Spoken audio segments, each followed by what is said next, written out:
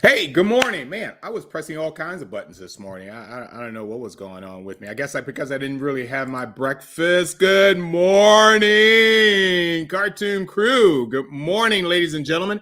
Welcome to Saturday morning, and it's not classic television SmackDown. I didn't even change that freaking thing up there in the corner. Along with my lovely co-hosts, Merrie and Jerome. Let me change the brand up at the top there. Who do I think I am? Okay, how about that? There you go. All right. Sorry about that. I hadn't. No, we'll just stare at your chest.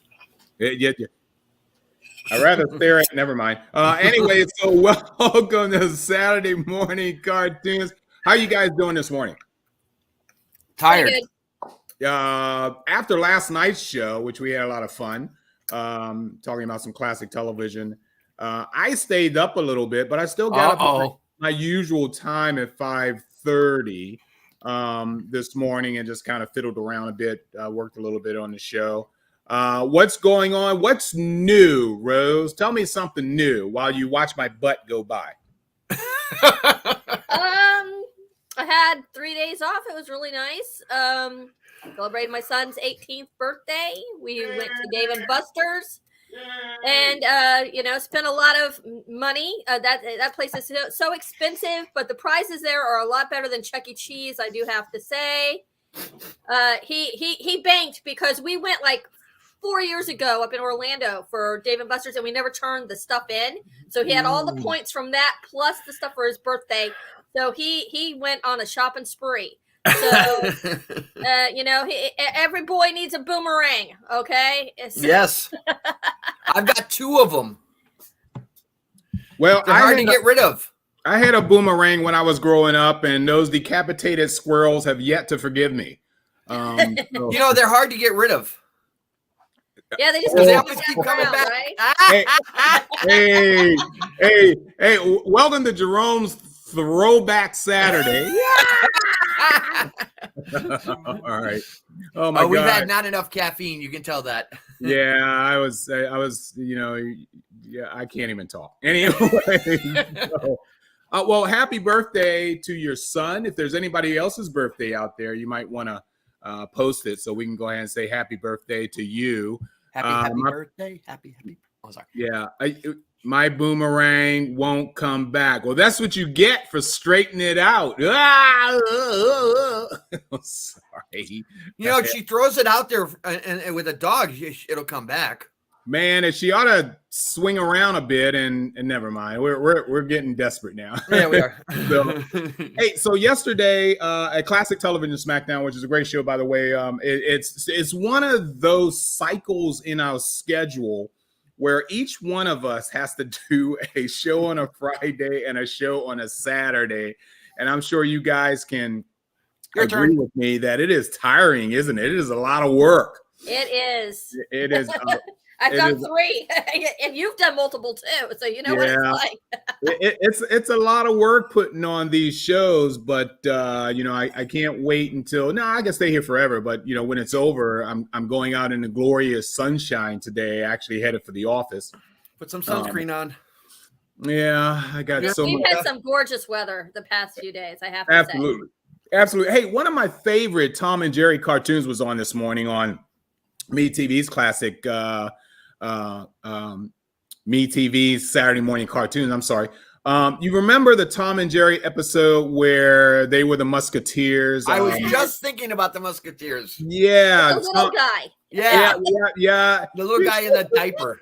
Yeah. He was speaking French and it was so freaking cute. And I love that. whatever. I love that. So I watched that this morning. Of course, that was after the Petticoat Junctions episode I saw where the youngest daughter got married to the guy that you guys didn't recognize or had never seen before yesterday. Well, this morning was the wedding. So the singer dude. Yeah, the singer, it was so. Who is the singer dude? I don't know his. I think Mike put it up yesterday on what his name was and who he was, but I didn't remember seeing him prior to him joining Petticoat Junction.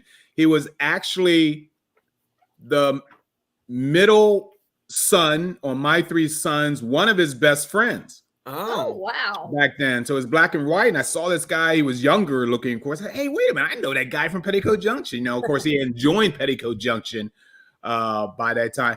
Hey, look, we got a really interesting show this morning. I have some really cool stuff to show you guys, but this was probably, and I guess, you know, maybe Jerome can agree with me on this. There was some point in our childhood where we all wanted to be superheroes. Oh, wow. And, what do you mean some point? And have the powers of superheroes. I still want that. When we saw a cartoon creature, okay, shall I say, basically having powers that we all wish we had, we pretty much hooked into that too, and kind of made it a standard on Saturday mornings when this show was on. So before we get started, I'm going to go, well, not before we get started, we're going to get started. I want to show you guys what this show is all about this morning. So, disclaimer. If we get knocked off, because we are showing shows from one of our parents, shall I say, who may wag a finger at us, make sure you just search around for us. Go on Rose's page, go on HWWS Web TV page, go on, you know, if are we on Twitter? Go to YouTube. Say again. Yes, on Twitter. We're on Twitter and we're also on Twitch. Okay. So find us, seek us out, and just rejoin the show. Okay. So we're taking a chance trying to get through this entire show without any of us receiving email this morning. You know, so we get those kind of messages. Hi, I'm Mr. Algorithm here at Warner Entertainment, and shame. You know, so for shame. So we're going to try to avoid that. But here is the start of our show. I love this creature, actually love them both for different reasons, of course. And we're going to talk about that during today's show. So here we go.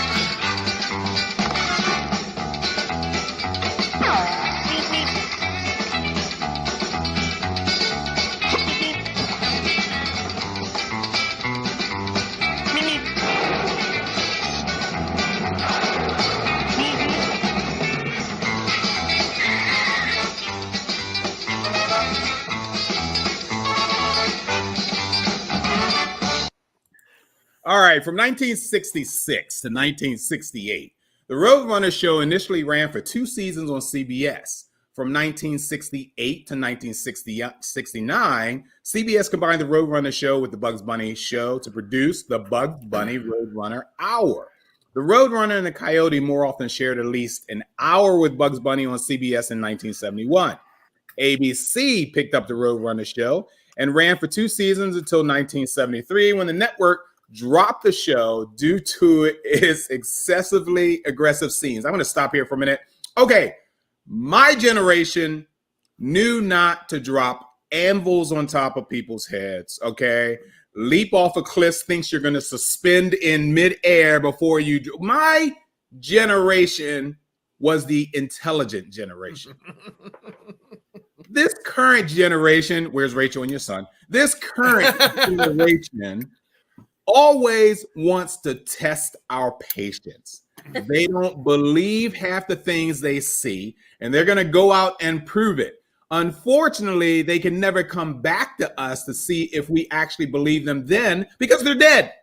Okay, so my generation, this was taken off the air because of aggressive scenes. Yeah, I'm going to paint another mother's group that was concerned about violence on television. Okay, I'm going to paint a tunnel on someone's wall who I don't like, or a person who I don't like, on their wall of their house. I'm going to paint a tunnel with a white line leading up to it just to see if I can make the news. Come on now. So it is just unbelievable. So anyway. So I can't come to your house with my buckets of paint. Right? No, shut up, Jerome. Okay. Later on. I don't know of any kid who can lift an anvil. Okay. That's another point. Yeah, Good point. Let's drag it into a hotel. Let's put it in the elevator so we don't have to carry it up the stairs. Let's get out to the roof. Oh, look, there's my boss. As if you're actually going to hit him anyway. So anyway, later on, CBS reacquired the show and aired them as reruns under the Bugs Bunny Roadrunner hour until the mid-'80s. Okay, each show would feature one Roadrunner cartoon with Tweety and Sylvester cartoon in the middle segment and other Warner Brother animated characters in the third segment.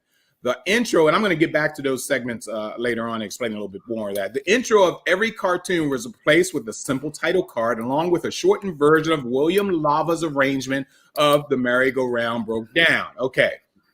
Now, I'm going to show you guys now before I continue. Let me drop this and go on to, by the way, that intro you noticed did not have the classic music or the classic lyrics of the Roadrunner show, but you will hear those later. But that, in fact, was a rare intro to the Roadrunner show. And I like to find rare items. Now, a lot of people don't really understand, well, what is a Roadrunner? And it's really interesting because in my lifetime, in my lifetime,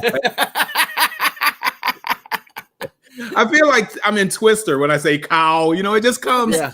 You know, you got cat. I see the tail. Same cat. Cat.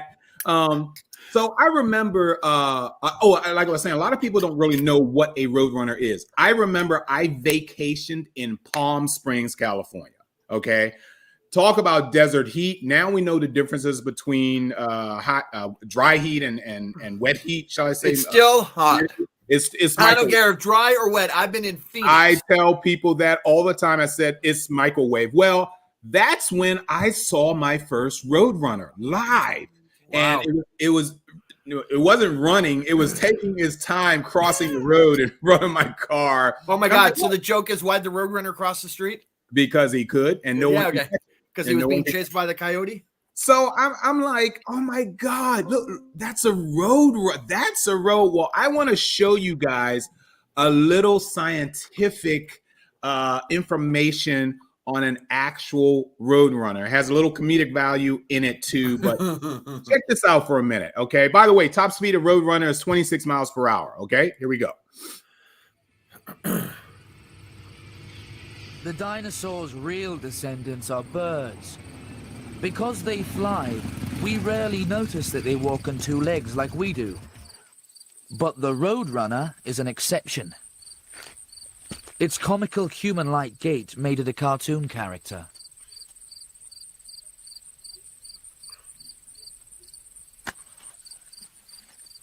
To save energy for its sprint, the Roadrunner exposes a solar panel. This dark skin patch raises its body temperature 7 degrees. Like a thermometer going in. Yeah. It's primed for a superheated performance. I ain't a fan of that butt flaring girl.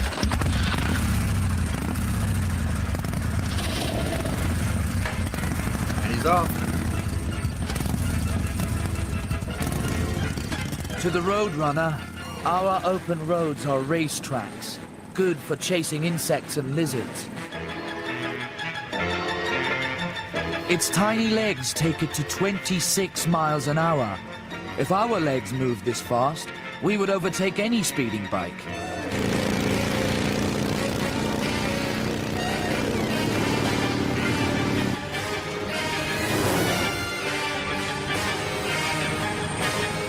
Because two-legged running limits our own speed, we use artificial means of travel, such as flying.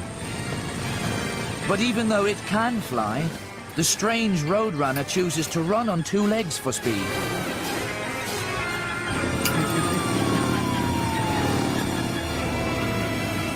Our machines take us ever faster. All right, that was literally a real life Roadrunner. If none of you have ever seen the Roadrunner before, if you can run like the Roadrunner, I like to see that. I'm really not sure what the top speed of a human being is. I know it can go in seconds and at like 9 yards or 10 well, yards. the 100 meter dash Olympics is down to almost 9.5 seconds. Yeah. So that's pretty good. And that's all you see. That's like 300 feet, in 9 seconds. And of course, I'm in a race and getting a medal or getting paid for it. I'm not busting my butt for that fast. All right, so the second cartoon in the Roadrunner show was always one from the Tweety Bird and Sylvester Cat series of cartoons. Each Tweety and Sylvester cartoon presented on the Roadrunner show was titled with a scene of Sylvester, which I've never noticed this, titled with a scene of Sylvester glancing from behind a tree at a running Tweety. McKimson, who we know as Bob McKimson, one of the animators, probably was responsible for those title cards, though whether he personally drew them is questionable because Sylvester in them looks quite like he did in Freleng's cartoons. Someone from the pre-1964 Freleng cartoon animation unit at Warner Brothers might have provided talents for the drawing of the I'm about to say the Twester. The Twester. Instead of saying Tweety and Sylvester, I wanted to say Twester, which I think is Twester, huh? So the third cartoon, the third and last during the Roadrunner show, was a cartoon with one of some of the following characters. There was Sylvester, of course, Sylvester Jr., Hippity Hopper, Speedy Gonzalez, which I have something interesting to show you guys later on about Speedy Gonzalez, Ralph Wolf, which I actually remember Ralph Wolf. I don't know if you guys did, but most of you guys should have remembered Sam Sheepdog. Okay, remember Sam Sheep? You never saw his eyes. Well, I think he lifted his mane once to show his eyes. I think Sylvester lifted his mane to see his eyes, and there was redness in there from being angry and whatever. Okay, and we saw Pepe Le Pew, we saw Foghorn Leghorn, Henry Hawk. I'm a chicken hawk. Miss yes. I did a pretty good. I say your gums are flapping, but no words are coming out. Elmer Fudd, Canine Spike and Chester, the Rump Cake Eating Mouse, Angelo the Mighty Flea, Bulldog and Daffy Duck, and titled with a group of 5 characters. Blah blah blah blah blah blah. The characters on the title card look like they could have been drawn by McKimsky. Anyway, so that was the third part of the Bugs Bunny Roadrunner show. Now, before we go on to our next clip, let me tell you guys pretty much the premise of the Roadrunner show. The desert in the U.S. Southwest is the natural habitat of the Roadrunner, a high-octane cartoon bird who runs so fast on the desert's roadways that he leaves a trail of flame or causes pavement to ripple, distort, or roll up like a carpet. Okay, this speedy bird is unrelentingly chased by a hungry coyote named Wile E. Coyote. Oh, Jerome didn't say it. He didn't see me point. I'm sorry. Wile E. Coyote. Super genius. There you go. Who, though believing himself to be a genius, repeatedly fails to catch the Roadrunner and its endless supply of Acme Corporation gadgets, weapons, and other paraphernalia. I think Acme changed its name. To what? Amazon. Oh, you should know. Anyway, episodes of this television series contain 3 theatrical cartoons, one with the Roadrunner and Wile E. Coyote, one with Tweety Bird and Sylvester Cat, and one with other characters from Warner Brothers cartoon classics. So I want to show you guys right now the 1949 theatrical movie, not the entire movie, of course, which was entitled Fast and Furious. Fast and Furious. So check this out, just a few clips of it.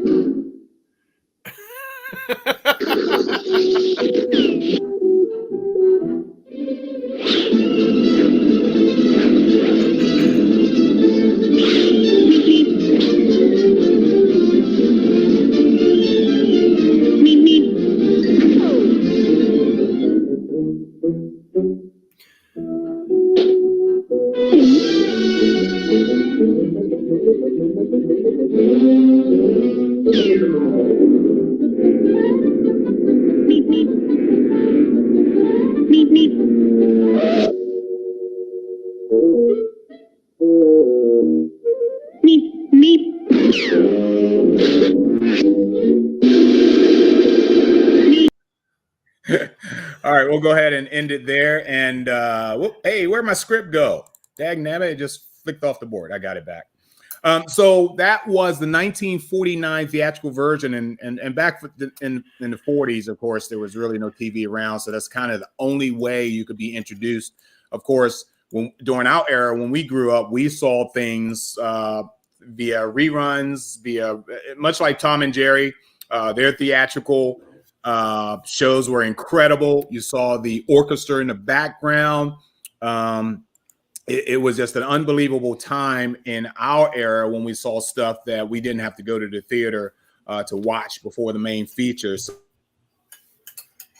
Uh-oh, did he lock up? He locked up. So the Roadrunner, basically by Chuck Jones. Everything with the Roadrunner was Chuck Jones involved. Okay. And one of the things that Chuck Jones said when he was creating and doing this is that Mr. Coyote cannot be hurt by the Roadrunner. Everything has to be because of his own incompetence. Okay. Rose, are you there? Yeah, I'm here. Okay. You weren't moving. That worried me. You were like, you were frozen. I'm like looking at Mark and I'm like, is he coming back? I don't know, but he's locked up. So quick, let's go do something before he gets back. You know, it's like when the teacher walks out of the room. What's your thoughts on the Roadrunner and Coyote there, Rose? I always rooted for the Coyote. Me too. And all I know, I mean, I watched it a lot. It was my father's favorite Warner Brothers cartoon. He loved Coyote and the Roadrunner. And you know, it was not one of my favorites, I have to say. Yeah. Because I always thought it was like really like the same story over and over again. It was. But you know, some of his plans were pretty ingenious, you know, even though they never worked out. You know, I actually went online this morning before the show and I looked up rocket skates. Yeah. Okay. Okay. Yeah. Acme rocket skates, which are basically the old school skates that you put over your shoes, and they had fireworks attached to either side. You light them up and off you went. Well, supposedly rocket skates exist. Well, they don't. Because all that they are nowadays is just motorized skates, which is so depressing. I want real fireworks attached to the skates, you know? But it was always interesting, all the gadgets he got from Acme on that sort of thing, you know? And yeah, absolutely. You know, the one that I think of a lot is the one where he's wearing that flying suit with the wings. The bat wings? Yeah, the bat wings, you know, and he's got that helmet on. The helmet, like, you know, yeah. It's got the fin down the middle. Right into the thing. What happened with Mark is that he lost power at his house. So everything has to reboot back. So that's what happened. So okay. So I guess we'll have to chat while we wait for Mark to come back. But okay. Yeah, that one I remember a lot. I think I saw that one a lot where he was. I think it was like a green like suit to help him with what aerodynamic, you know? Yeah, yeah. But Deb, did you notice that for a desert, there's an awful lot of cliffs?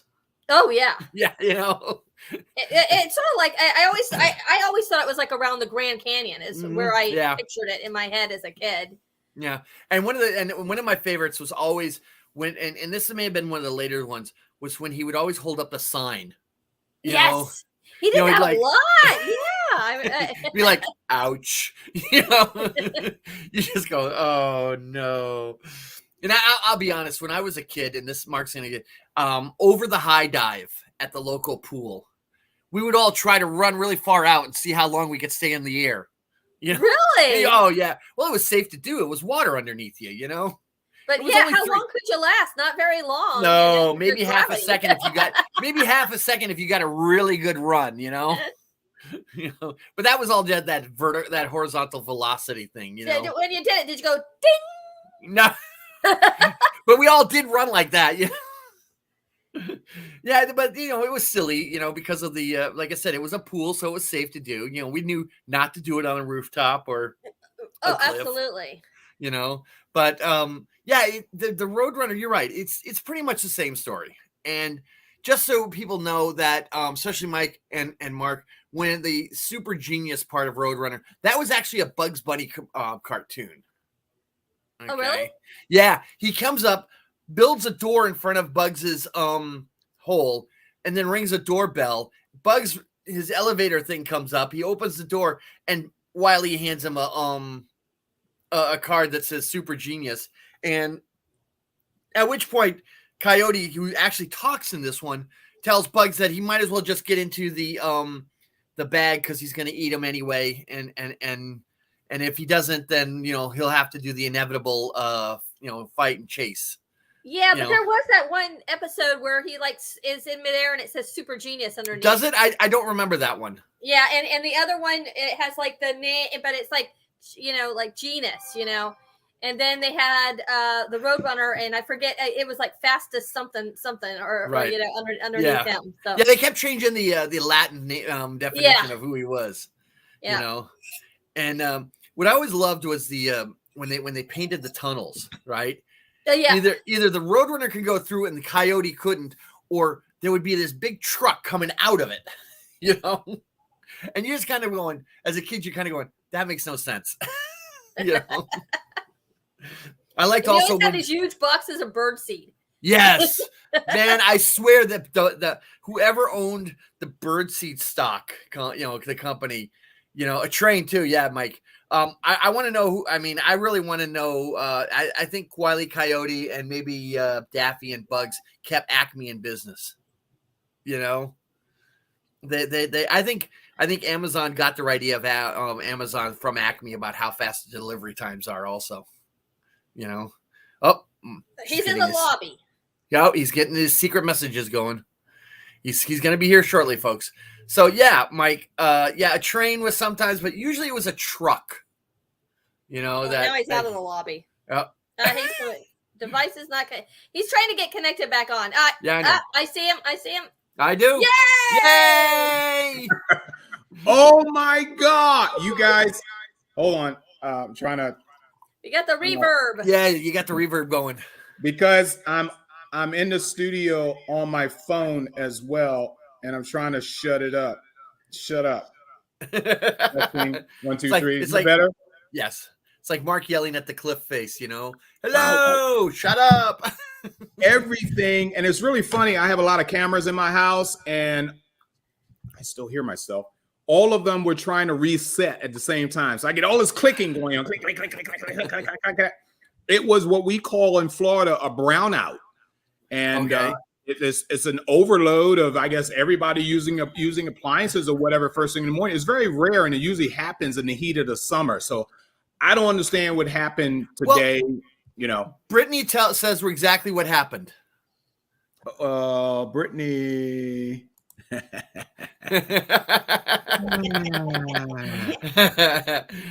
right. I hope they tie your ponytails and dip them in inkwell or something like that. That'll teach you. All right, guys. So I'm back. But anyway, so God, man, why can I not take myself off this freaking phone? I hate when that happens. It's just just end already. Yeah, exactly. Turn off the phone.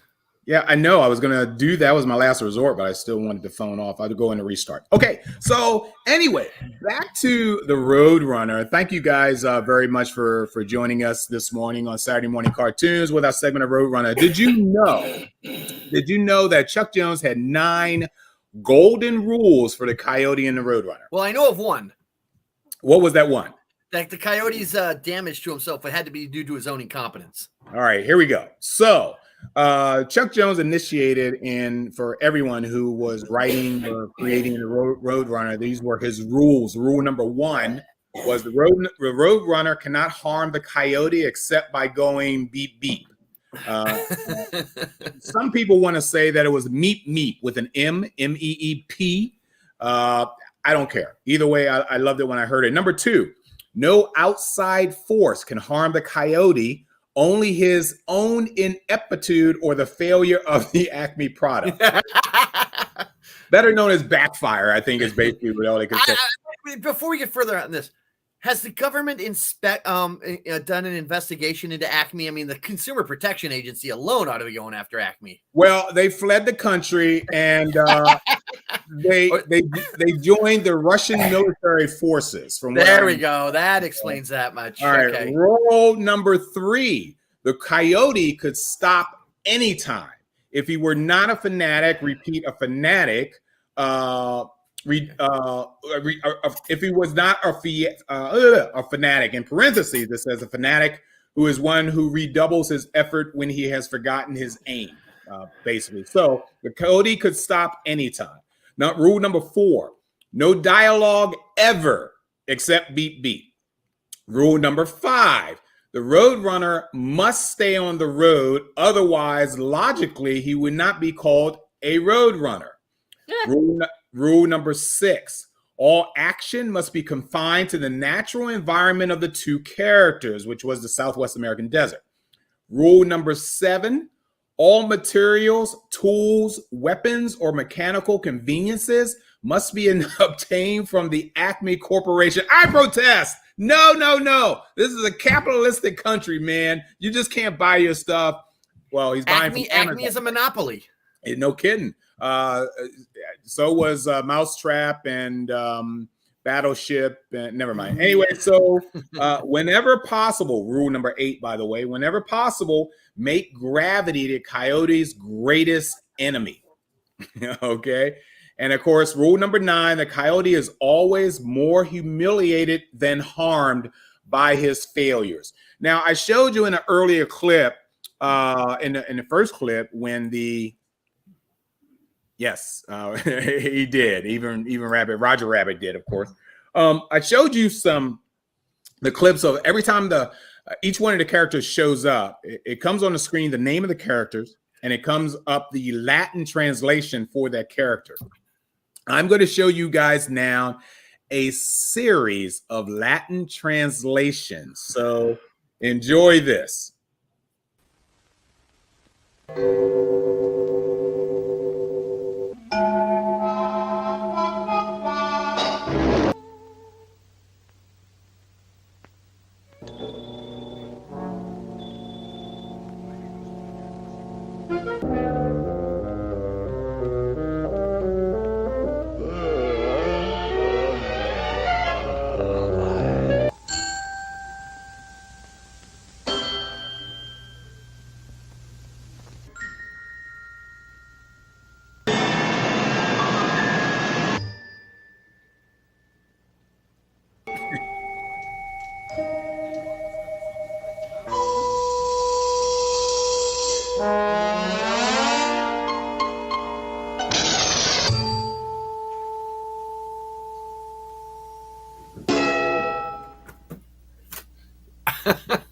All right, so that was a series. There's more in it, but I'm not going to show you guys everything. But I thought it was genius. They came up with a Latin explanation, much like scientists do.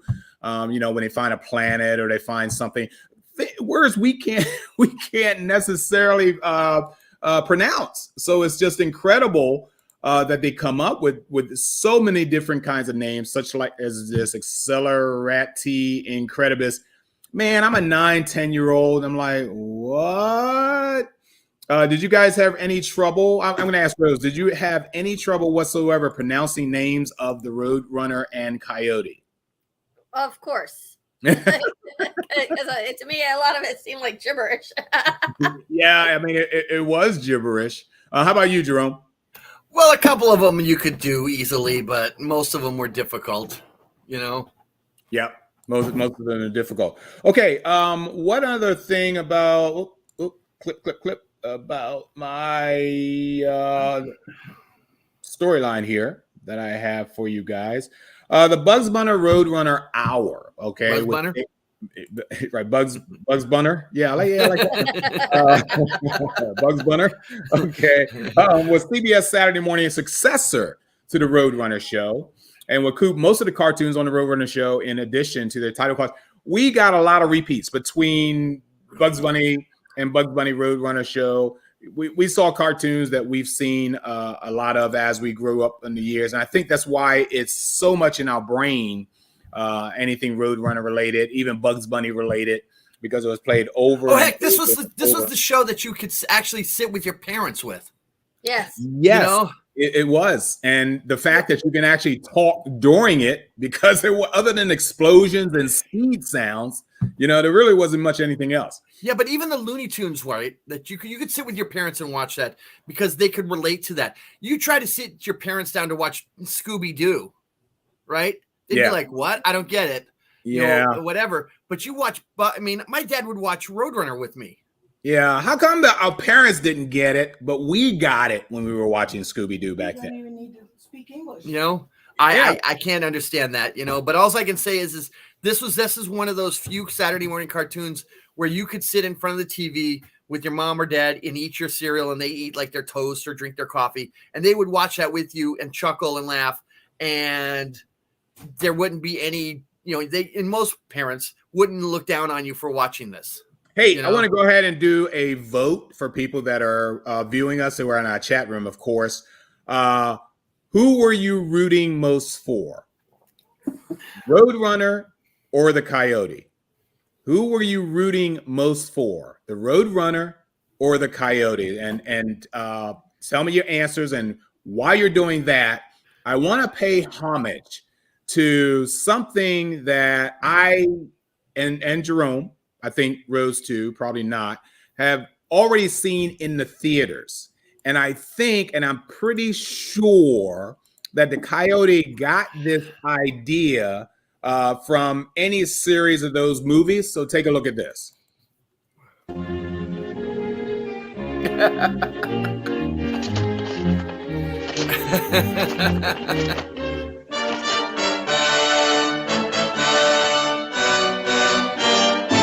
We see this coming.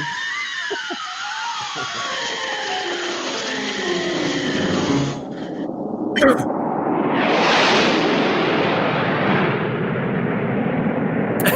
love the jet engine noise. Yeah, I love it. Brilliant. Yeah, I wish I could do that.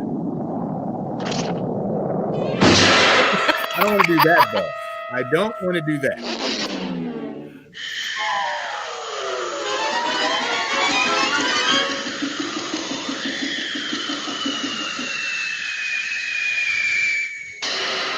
There you go.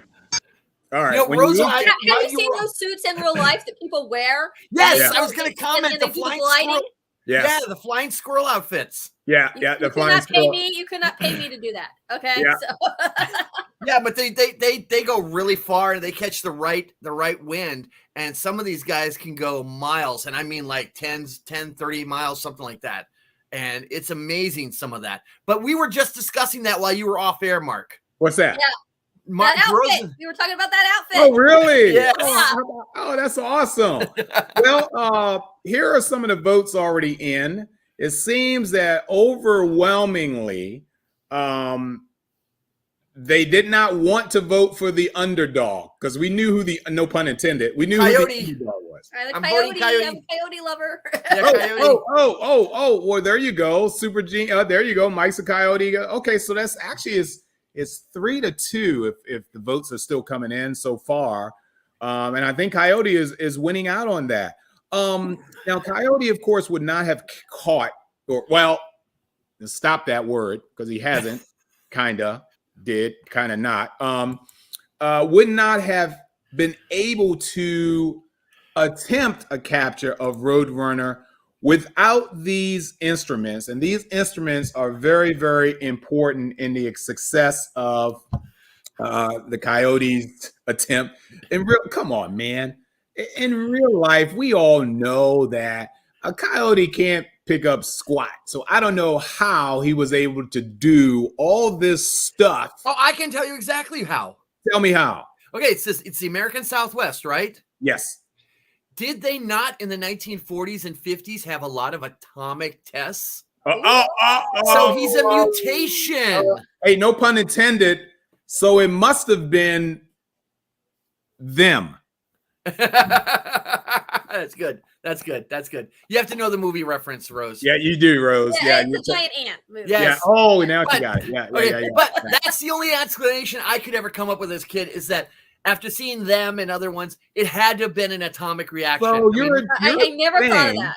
You're Only you saying, know. sir, that because of the atomic actions in supposedly New Mexico desert or wherever this is held, that the coyote grew a thumb. Is that what right. you're saying? And that's also why the Roadrunner became so fast that the road started doing weird things Oh, because of the heat that kind of. from his speed. You're a nut. Thank you.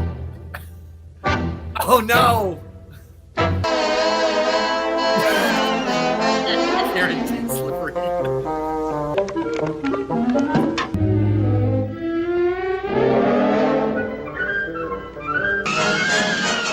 Hey, there you go, Phil.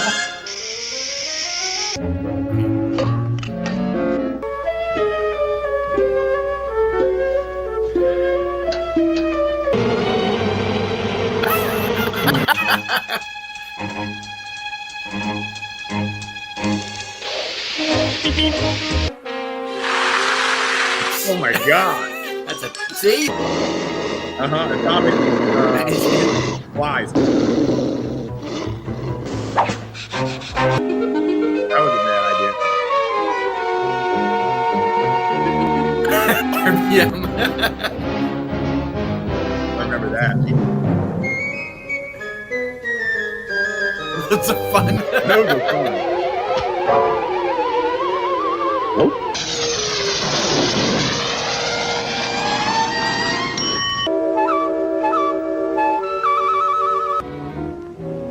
A lot of Acme birdseed.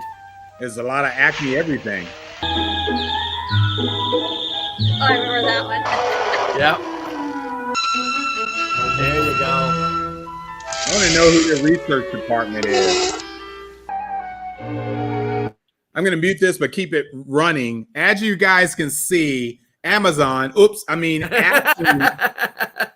Acme produced so many. You can find anything you want if you go to Acme's website right now, and you can put all of this stuff in the cart. Guaranteed it'll either be delivered by 10 p.m. tonight, or tomorrow, because that's just how Acme rolls. Just look at all of these items that Acme put out, and it's probably, if they don't have it, they'll create it. Yeah. We ought to do some sort of slogan like that. If we ain't got it, we'll do it. Something like that. Well, you have to give it to these writers to come up with these creative, different versions of the exact same storyline. Yeah, it's exactly right. And Cheryl, unfortunately, go ahead. I want to know is the explosive department of Acme. They had a lot of. Was that government surplus bombs? From what I hear, there's a high turnover at that company. So one bomb, one balloon. Yeah, they got a slogan right over the door before you go to your locker room. Next, that's the signage. I keep thinking that it had to be the minions who built stuff from Despicable Me. Yeah, but they either they survive or they multiply like you wouldn't believe. Yeah. It's just some unbelievable thing. And typically the ultimate effect from everything, as we can still seeing now, that the Coyote does usually ends up like that. You know what? Rose, you have to have your daughter go join Acme. She can just let her mind go crazy with it. Look at what they're making, she can make whatever she wants. Yeah. Maybe she can get an internship there. Wait a minute. I gotta see if the one that I love is there. No, I don't care about that one. If Rachel does not succeed in the research department at Acme, she'll have all the DNA she'll need. Hold on, Jerome. She'll have all the DNA she'll need to carry out, her job. So what were you saying now, Jerome? I was watching this. They had the rat. Hey, had the powered skates.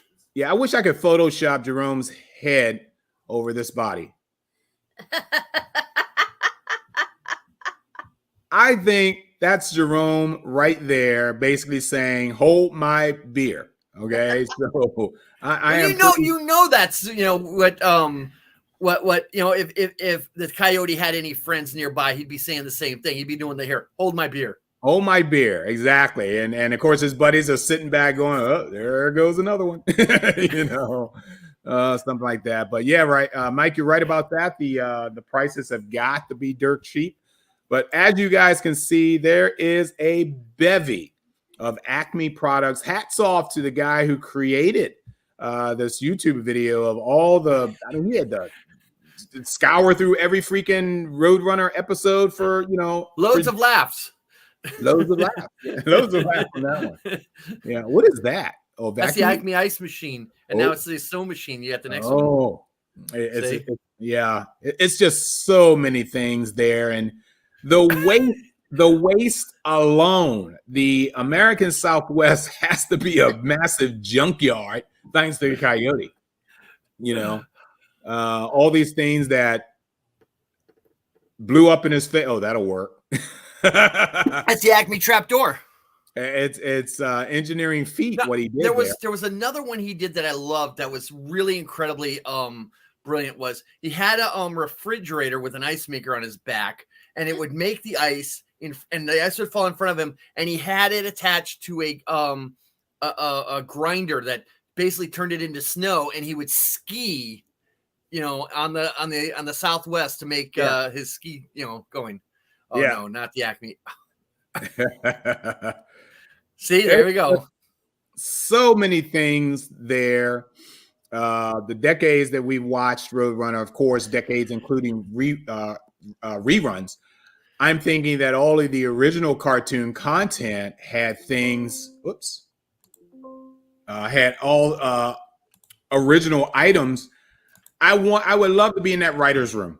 Oh, just hey, got a great idea. Why don't we have a sky hook, and then it just goes on from there, whatever. So those were Acme items, guys. Once again, here on Saturday Morning Cartoons, we're talking about the Roadrunner show, a show that we saw back in the 60s, 70s, and 80s, thanks to reruns, and how we to continually love content creators continually use Roadrunner and especially Coyote as a go-to. And this next video I'm going to show you guys from something more recent that compared the ability of the Roadrunner, exactly how good he really is, and how he will take on all challengers. So I want you guys to watch this. And in the beginning, I want you guys to start rooting for a winner, okay? I want you guys to start rooting for a winner.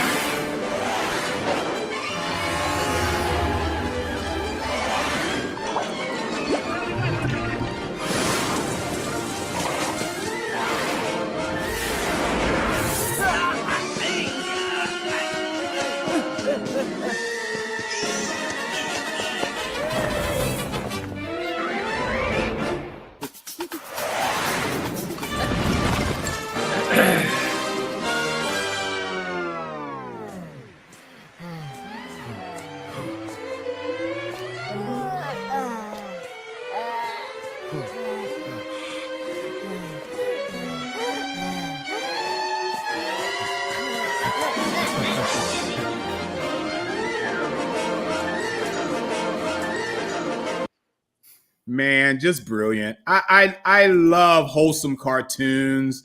No fart jokes in them. Nobody throwing up. This is just wholesome stuff from our heroes back in the past to recently now with the Flash and cartoon. I was rooting for the Flash all the way. Oh, were you rooting for Yes. Rose? Who were you rooting for? I was rooting for Speedy Gonzalez. Oh, very good. Very good. And I stayed true to the Roadrunner. I'm sorry. I think we're all thinking that the Roadrunner is a female. What do you think? Yeah, I could see that. No, it's a male. Oh, whoa. Jerome says yes. Rose says no. Why, Rose? Because in that one episode where he got the female costume, and I think they refer to him as a boy in a couple of episodes. Good eye.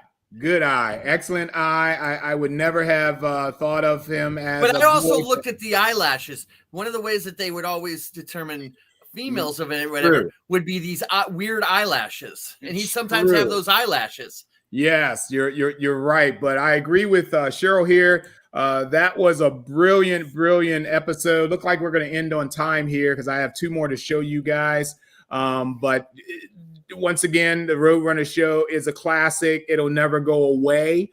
And I think it's something that we'll remember till the day we. Can you imagine me laying in my deathbed? Okay, and you're going beep beep. Yes, you guys are coming by to visit, and just out of the blue, I go beep beep, and then people going, "What was that about? What you guys don't?" And then everybody in the room who came to visit me are now talking about the Roadrunner. They'll like go over to a computer screen or whatever and watch Roadrunners while you're dying. Yeah, well, I'm dying. So instead of your dying words being rosebud, it would be meep meep. Beep beep. and then you have to go back and find out what he's talking about. Yeah, it'd be a big hunt to figure out what he's talking about. Citizen Mark. But Speedy Gonzalez would come in the room and translate it to Rosebud. He would translate it to Rosebud. Hey, so due to the fact that the Roadrunner and the Coyote cartoons have been out, I'm going to show you guys a commercial which basically shows you guys the DV that talked about it coming out on, of course, on DVD. So take a look at this real quick. For the first time ever on DVD.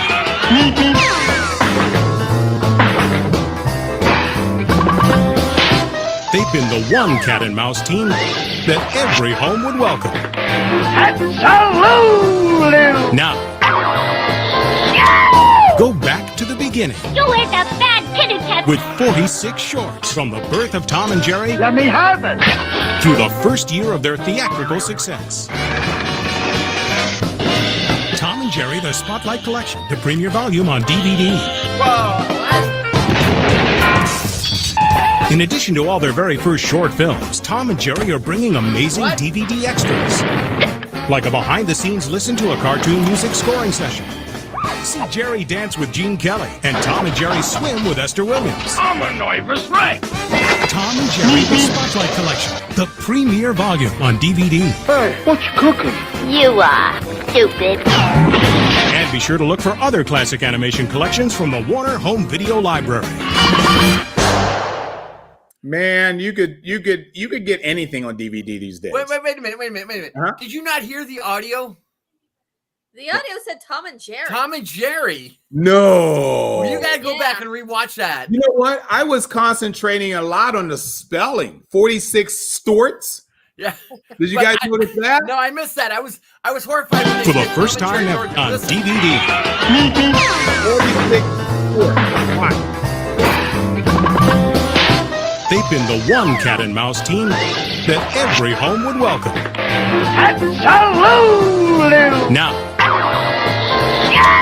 go back to the beginning. You is a bad kitty cat. With 46 shorts from the birth of Tom and Jerry. Let me have it. Through the first year of their theatrical success. There you go.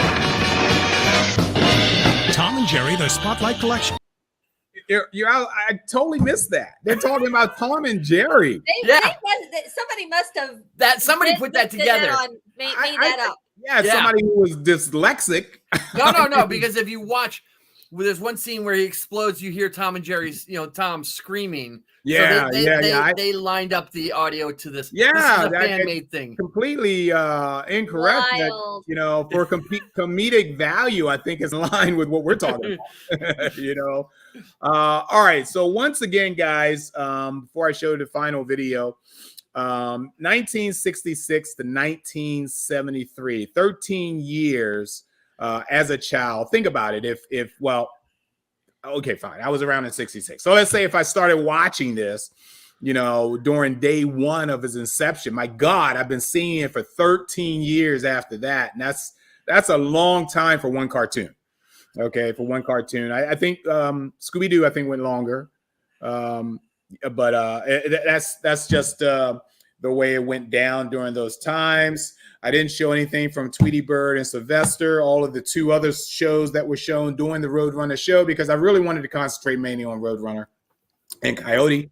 We can cover Tweety, Sylvester, and other shows later on down the road because there's enough room for them to come around. That was my last one. I'm going to show. Well, actually, I'm going to show you my last one now. But I just wanted you guys to know. Oh, okay. Do the math. Do the math. Quick. Do the math. Math is hard this morning. You're old, Mike. My God, you're old. But anyway. So here is my third one, and it's pretty much in salute with the Roadrunner continuing on, but basically joining up with another popular cartoon character to actually create their own show. And I love the music to this. I love the lyrics to this. And I want you guys to, and I'm sure you do remember this because I'll never forget this show. Here we go.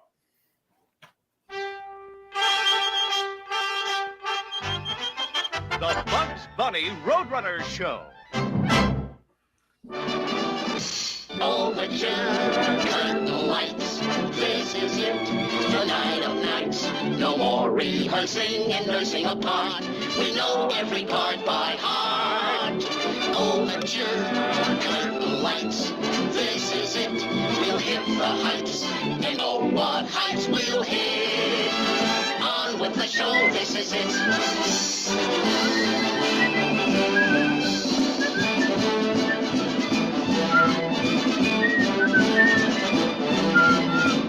What heights will hit? On with the show, this is it. Starring that Oscar-winning rabbit, Bugs Bunny. And also starring my fast-feathered friend, the Roadrunner.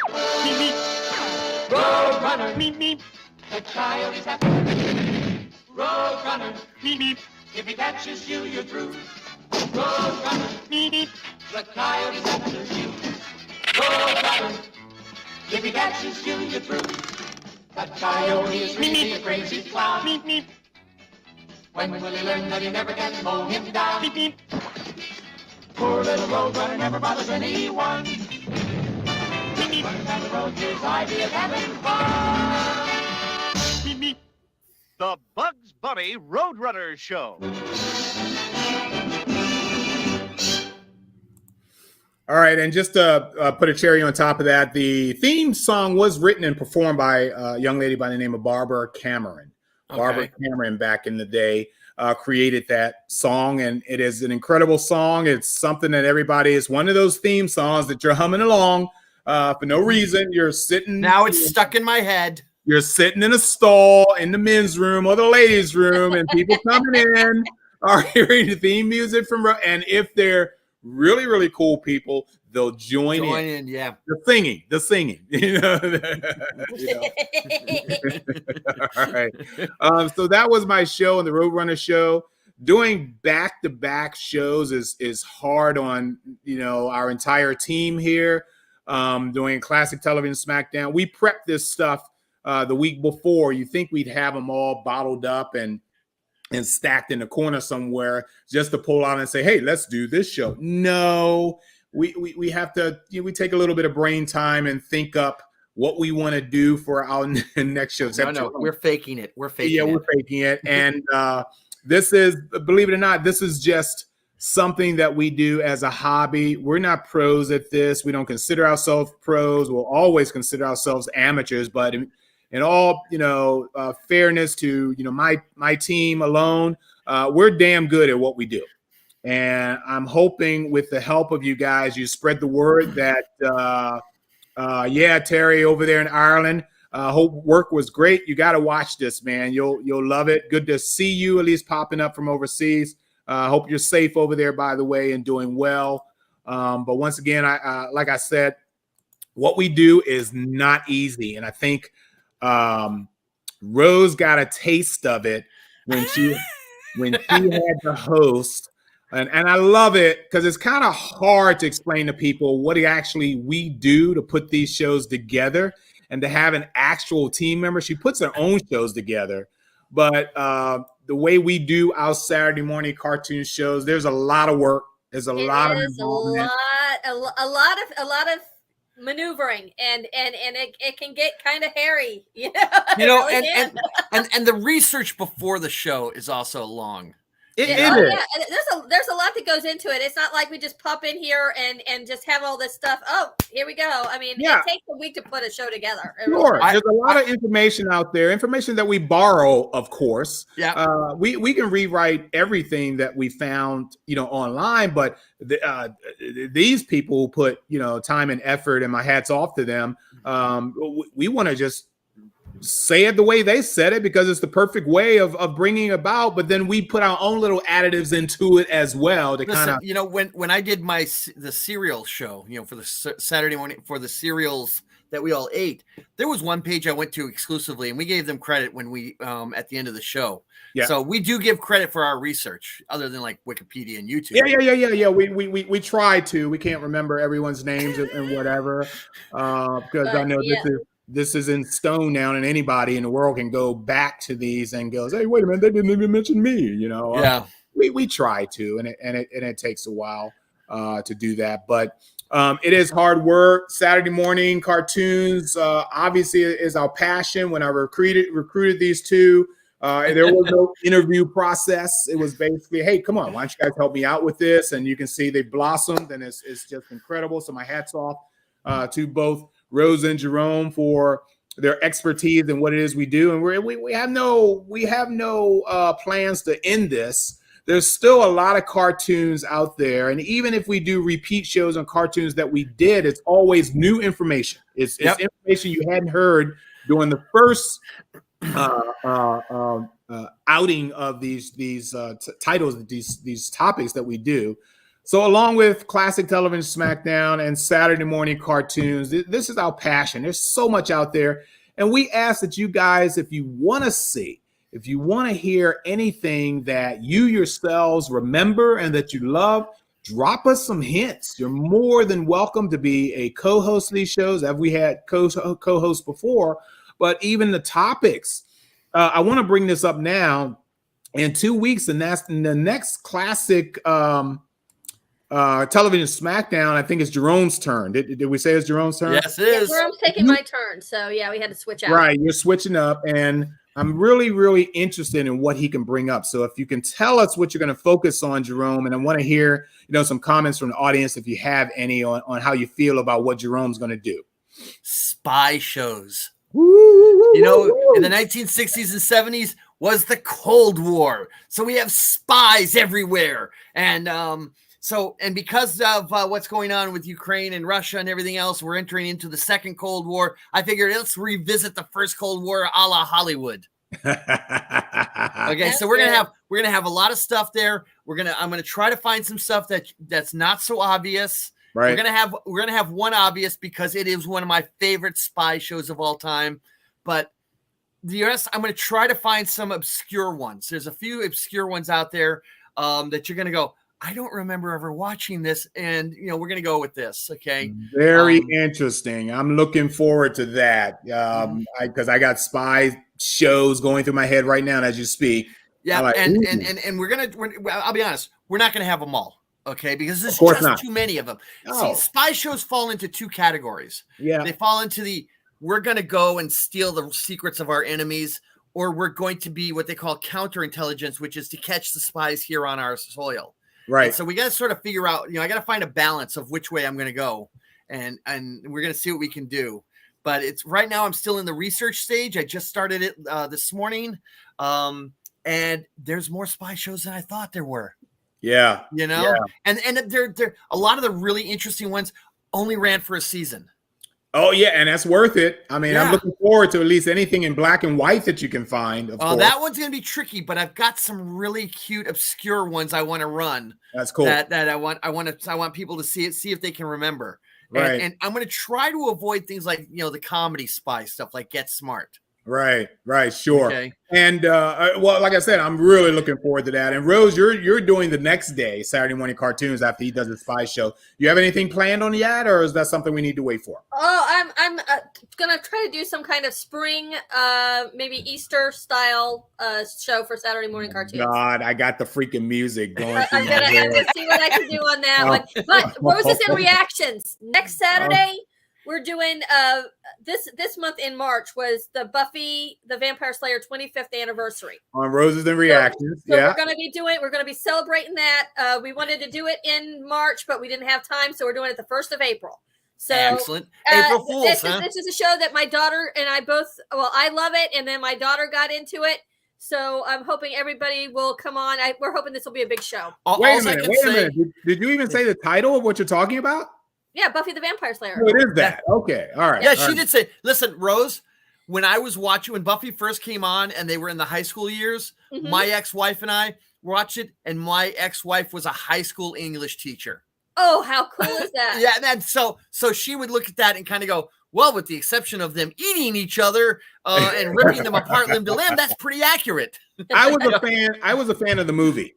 I really was. Oh, Christy Swanson. Yeah. Now, what famous Oscar-winning actor was in that one? Oscar-winning actress. I was going to go for another actor, but not Oscar-winning. Oscar-winning actress. Actress, you say? Actress or actor? Actress. Oh, I don't know. We're not frozen, guys. She was in $1 Million Baby.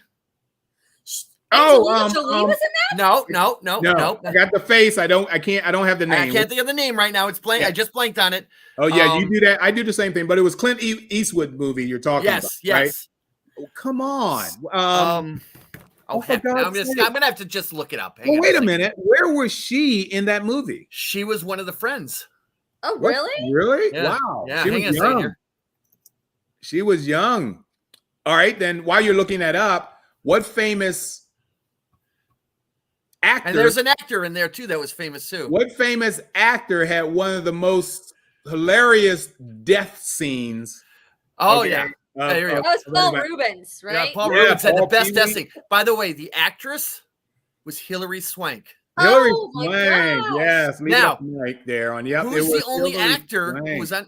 There was an actor on this. There were 2 actors on this. Yeah. Oh, actually, there's a third. There was another actor that got an Oscar, and it's really hard to do recall on someone you hadn't ever seen before. Yeah. Did you know that Ben Affleck was in this movie also? No. And get this, Seth Green, who later was in the show. Yeah. I did not know that. Wow. It's been a long time since I've seen the movie. So. Oh, yeah. And we got Donald Sutherland was in this. Paul Rubens. Rutger Howard was Howard's that guy. Yes. David Arquette. He was a standout. I mean, you look at this movie, and it's sort of a who's who of 90s actors who became famous. You know what, Rose? I am looking forward to your show on that because I know you're doing the series. Yeah. But it'd be nice to just watch it anyway because of what came from the movie. So it'd be nice to see. So guys, Roses and Reactions, and that's next Saturday. That's fun. It's fun watching. Next Saturday at 7. Okay, now wait a minute. Part of the fun of Roses and Reaction is when you two disagree. Okay, I got to admit that's half the fun. So what you're telling me is this is going to be a love fest? Probably so, yeah. Oh man, it's gonna be boring then. I'm willing to lay money that it's gonna go south very quickly. I'm not taking that bet because I'm with you on that one. Okay, you can't agree. You're gonna bump heads even when you do. So I know something's gonna happen. No, Luke Perry was my favorite. Now my favorite. Well, I don't understand. How come they didn't sparkle? All that kind of stuff. Hey guys, thank you so much. We love you. We will talk to you soon. Next week, not Friday, next Saturday. We're gonna go ahead and not only are we gonna listen to Rose. Wait a minute, that's twice. No, yeah, he has Saturday's show. He has Saturdays. Okay, I have this Saturday show. I'm still working on that. Saturday morning cartoons, and then in our show at 7. We'll know what Jerome's going to do next Saturday. In the meantime, you guys watch your cartoons, eat your cereal, and respect your moms.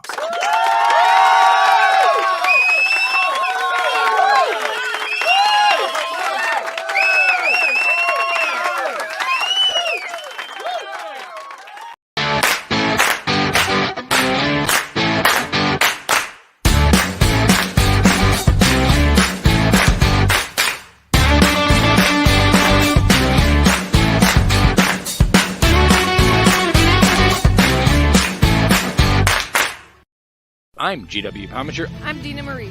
I'm Sage Ia. I'm Thomas Carter Rochester. Hey, I'm David Thompson. Hi, I'm Kevin. And I'm Mia. Hi, I'm Mark. Hey there, this is Dave Adams. Hi, I'm Rosemary Rose. Jerome Conner here. Hey guys, it's Josh Bauer. Willow Schuyler. I'm Cosplay Michael. Abba. It's your boy Country. I'm Ryan Permison. And I'd like to ask you guys, please subscribe. Please subscribe. Please subscribe. Please subscribe. Please subscribe. Please subscribe. Please, please, please subscribe. Subscribe. Subscribe. Subscribe. Please subscribe to HWWS Web TV. Great bunch of people. And don't forget to smash the bell. Ring that bell. Smash that bell. Hit that bell. Hit the bell to be notified. Hit the bell to get notified of new shows and videos. You're going to want to do that, so do that soon. So we can cross that